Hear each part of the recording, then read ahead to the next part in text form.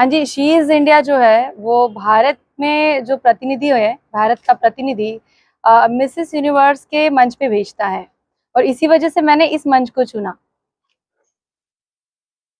कैसा शो का सफर रहा? कितने दिनों तक ये शो चला और जीतने के बाद कैसा लगा आपको?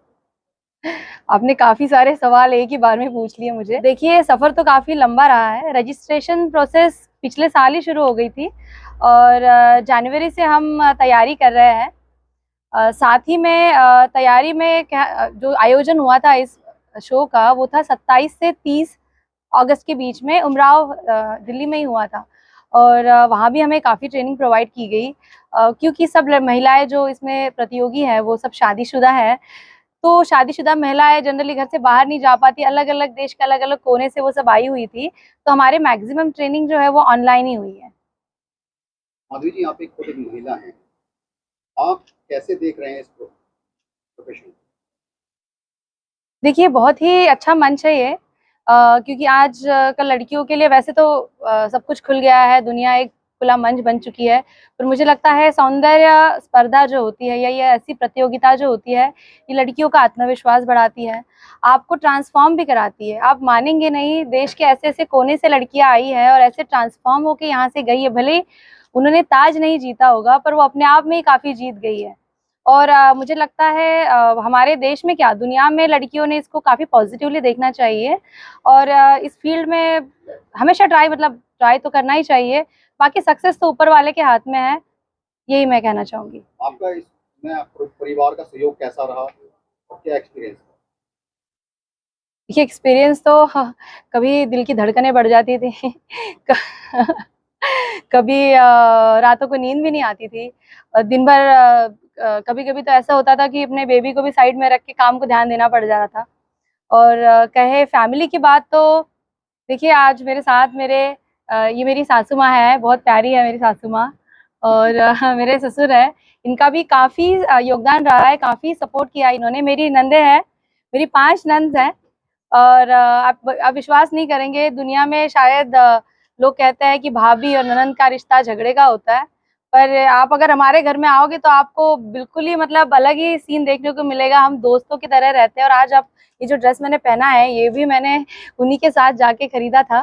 तो फैमिली का तो बहुत सपोर्ट रहा है और ये मेरे हस्बैंड है घर से काम घर से काम करके इन्होंने जो है जब मैं घर में बच्चे की तरफ ध्यान नहीं दे पा रही थी, तो इन्होंने ही जो है घर का मोर्चा संभाला था और मम्मी पापा का भी काफ़ी सपोर्ट है, पर वो यहाँ रहते नहीं है। तो आई थिंक फैमिली का सपोर्ट इस फील्ड में होना बहुत ज़रूरी है क्योंकि आप अकेले इस फील्ड में आगे नहीं जा सकते।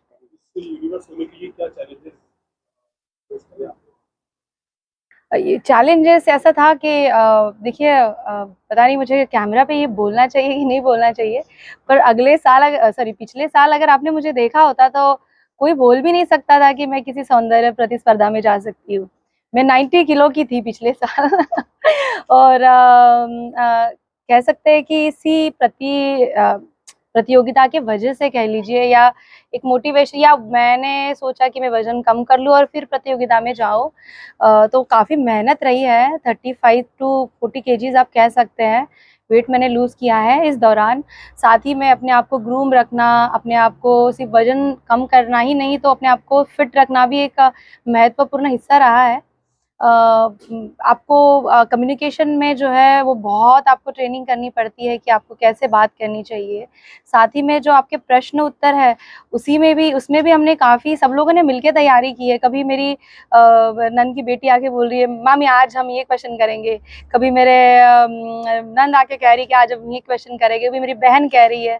इनफैक्ट मेरी बहन लंदन में रहती है, उन्होंने वहाँ से भी काफ़ी सारी शॉपिंग करवा के मुझे भेज दी थी ताकि मेरे काम आ जाए। अभी मैम इस किताब को आपने जीत लिया है, इसको कैसे आप यूज करेंगे भविष्य के लिए? जी, ये टाइटल सिर्फ़ एक टाइटल नहीं है, पर इसके पीछे हमारा एक कॉज़ भी जुड़ा हुआ है, घरेलू हिंसा। अब आज के ज़माने में हमें ऐसे लगता था कि पहले घरेलू हिंसाएँ ज़्यादा होती थी, क्योंकि पहले स्कार्स जो है, वो जो निशान है, वो विज़िबल होते थे। पर मुझे लगता है आजकल जो घरेलू हिंसा होती है, वो सिर्फ़ आपके बदन पे नहीं दिखती, क्योंकि आजकल वो इमोशनल, फ़ाइनेंशियल और भी अलग-अलग तरीके से जो है घरेलू हिंसा हो रही है। तो हम इस मंच पे घरेलू हिंसा के बारे में जो है काफ़ी जागरूकता फैलाना चाहते हैं, और स्पेशली शी इज़ इंडिया के मंच पे हम वैवाहिक बलात्कार यानी कि मैरिटल रेप, इसके ऊपर आवाज़ उठा रहे हैं। आपको जान के ताज्जुब होगा कि हमारे देश में आज भी मैरिटल रेप यानी कि वैवाहिक बलात्कार जो है ये क्राइम नहीं माना जाता। आप इसकी कहीं जाके पुलिस स्टेशन में जाके कंप्लेंट नहीं लिखवा सकते। तो शी इज़ इंडिया के साथ मिलके हम ये जो मुद्दा है ये अंतर्राष्ट्रीय स्तर पर रखना चाहते हैं, ताकि जो हमारे समाज के उच्च वर्ग है, सांसद है, विधायक है, वो इसकी दखल ले। और देश के कोने कोने में जाके मैं ये बात फैलाना चाहती हूँ कि मैं औरतों को ये बोलना चाहूँगी कि आज समाज बहुत आगे बढ़ चुका है, प्लीज़। और मैं तो महिलाएं क्यों, आजकल तो मुझे लगता है आदमियों के, पुरुषों के ऊपर भी काफ़ी अत्याचार हो रहे हैं। तो सबने, अभी जॉनी डेप का भी बीच में केस आया था, आपने सबने देखा ही होगा।